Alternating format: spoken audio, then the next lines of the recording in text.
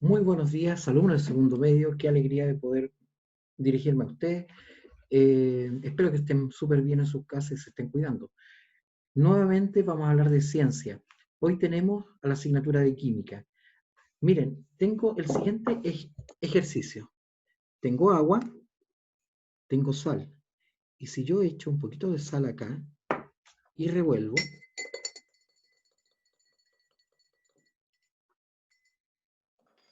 voy a ver que la sal a simple vista ya no está, desapareció. Pero ¿realmente desapareció? ¿O sigue estando ahí la sal? La verdad es que sigue estando la sal ahí. ¿Cómo lo puedo saber? Bueno, tomando un poco de agua y dándome cuenta que está salado. Hoy en día vamos a hablar de dos conceptos importantes, uno un proceso y otro un concepto. El proceso de disolución, vamos a poder entender qué pasa, por qué la sal desaparece a simple vista en una disolución con agua, y el proceso y el concepto de solubilidad. Bien, tenemos proceso de disolución y solubilidad.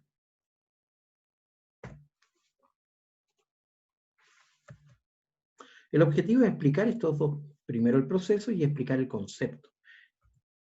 Veamos el proceso de disolución. La disolución es un proceso en donde las partículas de un soluto, en este caso la sal, se dispersan de manera homogénea, o sea, pareja por toda el disolvente que es el agua, y desaparece a simple vista, o sea, formando una mezcla homogénea. Para que este proceso ocurra, es necesario que las fuerzas entre las moléculas que se establecen entre el soluto, sal, y el solvente agua, la fuerza que se va a dar entre estas dos moléculas sea tan fuerte que va a separar la fuerza que se están dando en los iones del soluto. Vamos a mirar un ejemplo, a ver si lo entendemos mejor. Bien, vamos a mirar de cerca qué pasa con esto. Tenemos el solvente agua, el mismo que yo les mostraba recién. El solvente agua, si nosotros lo miramos, vamos a mirar la molécula. Y la molécula de agua es H2O, ¿cierto? H2O, dos de hidrógeno, una de oxígeno. Los hidrógenos tienen carga positiva, el oxígeno carga negativa. Por lo tanto, es una molécula polar. Tiene carga positiva por un lado y negativa por el otro. Bien, veamos qué pasa cuando echamos sal o cae un cristales de sal en esta agua. El cloruro de sodio, que es la sal común, NaCl, sodio, cloro. El sodio es una molécula que tiene carga positiva y el cloro tiene carga negativa. ¿Sí? Unidas por estos dos, unidas por enlace iónico. Entonces tenemos ahí el ion sodio, el catión sodio y el ion cloro, formando un cristal, una red cristalina. Esa es una de las características de las sales. ¿Qué pasa cuando entra en contacto con el agua? Ahí viene el agua. Mira, ¿qué está pasando? Bien, las moléculas de agua toman contacto, la parte positiva del agua, que es el, el hidrógeno, toma contacto con la parte negativa del cloruro de sodio, que es el cloro. Positivo, recuerda, positivo con negativo se atraen, como dos imanes. Positivo con positivo se repelen, negativo con negativo se repelen, pero positivo con negativo se atraen. Entonces, la parte positiva del agua se atrae con la parte negativa del cloruro de sodio, que es la sal, y separa la molécula. Y la parte negativa, que es el oxígeno del agua, toma contacto con la parte positiva del cloruro de sodio y empiezan a separar la molécula. ¿Te fijas? Por lo tanto, el cristal de sal empieza a desaparecer. La sal desaparece a simple vista. ¿Está en la disolución? ¿Está la sal? Sí. Está el sodio, está el cloro, pero no unidos como la molécula formada por cloruro de sodio. ¿Qué otra característica puede presentar esto? Si yo formo una mezcla que es el agua, que es un solvente polar, y la sal, que es una sal o es un soluto, también con características polar, o sea, polar y polar, porque tienen polos positivo y negativo, las moléculas, si se forman esta mezcla homogénea, esta disolución, esto adopta una característica súper importante que puede conducir la corriente eléctrica, o sea, forma electrolitos.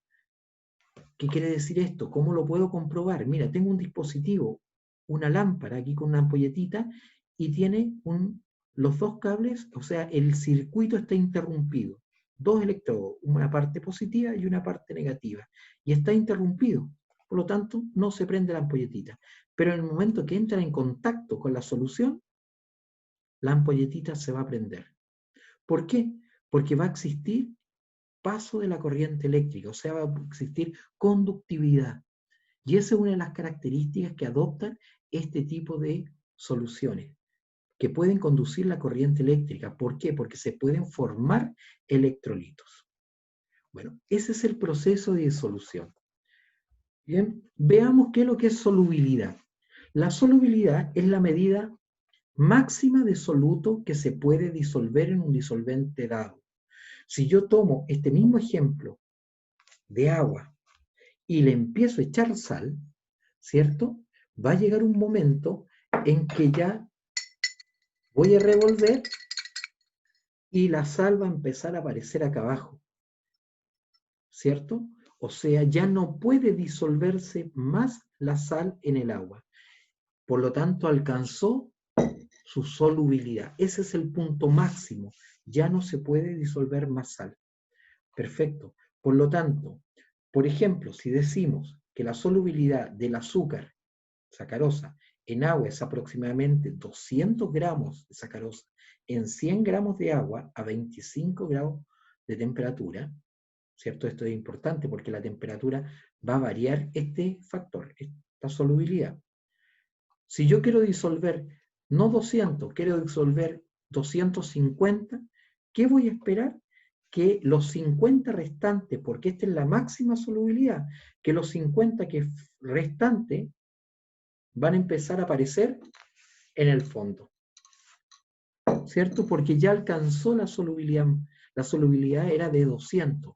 Si yo le echo 250, va a haber un exceso. ¿Qué significa entonces? Que tenga una solubilidad de 200 gramos en 100 gramos de agua. Esto significa que 100 gramos de agua aproximadamente, 100 ml, lo mismo, 100 gramos, 100 ml, se pueden disolver hasta 200 gramos de azúcar a temperatura de 25 grados Celsius. No más. Sobre eso empieza a aparecer. ¿Bien? Entonces, la solubilidad, matemáticamente, ¿cómo la puedo calcular? Masa del soluto en gramos, más al disolvente, que es el agua, lo divido y lo multiplico el resultado por 100. Bien, entonces, de acuerdo a las diferentes concentraciones o las cantidades de soluto en el disolvente agua, puedo encontrar soluciones que son insaturadas, o sea que tienen muy poquito soluto, son más saturadas cuando ya alcanzó la solubilidad máxima, y sobresaturada cuando ya empieza a acumularse en el fondo. Ya no se puede disolver más, estamos hablando que está supersaturada o sobresaturada. Bien, sobresaturada tiene más soluto que el disolvente puede recibir a cierta temperatura. Ojo, la temperatura es súper importante porque cuando veamos los factores que influyen en la solubilidad de un soluto, en un solvente, la temperatura es uno de los factores que influye.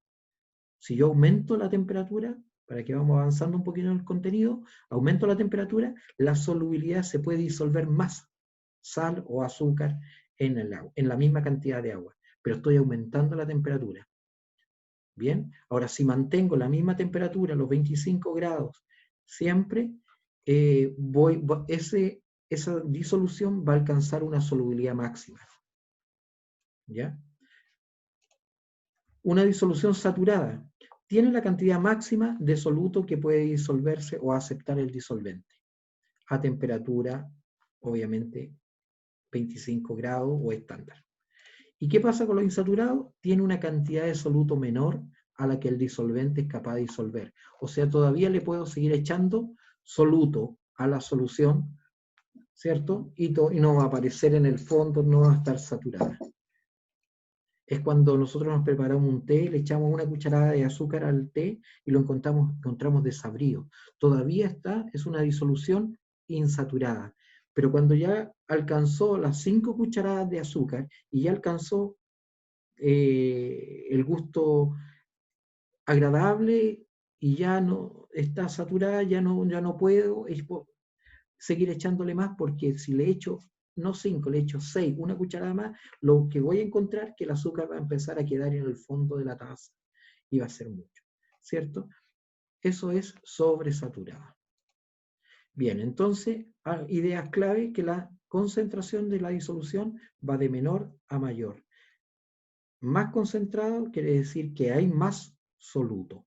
Menos concentrado, menos soluto. Insaturada, saturada, sobresaturada. Bien. Tenemos un ejemplo. Se desea disolver 56 gramos de una sustancia, ¿ya? Una sustancia X, en 100 gramos de agua. Tengo 100 gramos de agua y quiero disolver 56 gramos de esta sustancia X, desconocida. Sí, yo sé que por cada 100 gramos de agua se pueden disolver como máximo 35. ¿Qué yo esperaría de esta disolución? Si le echo no 35, le echo 56. ¿Qué esperaría?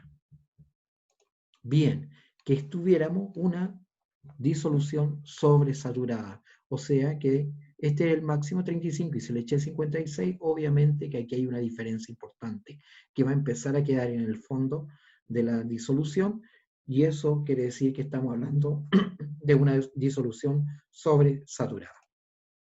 Bien, vamos a la actividad de hoy día. Primero, revisar el contenido de la página 24, 25 y 33. Son estas páginas del texto Guía de Química, segundo medio. Responder en su libro la actividad de la página 31 y 32. Perdón. 3. Copia y responde en tu cuaderno las preguntas 1, 2 y 3 que aparecen acá. Y después envíen los fotos de resultados a mi correo. Esta es la actividad que aparece en el libro. Responden esto. Hay una actividad que hay que leer, ver el caso que aparece aquí y respondemos lo que aparece en la hoja siguiente. Copian y responden estas 3 preguntas en su cuaderno.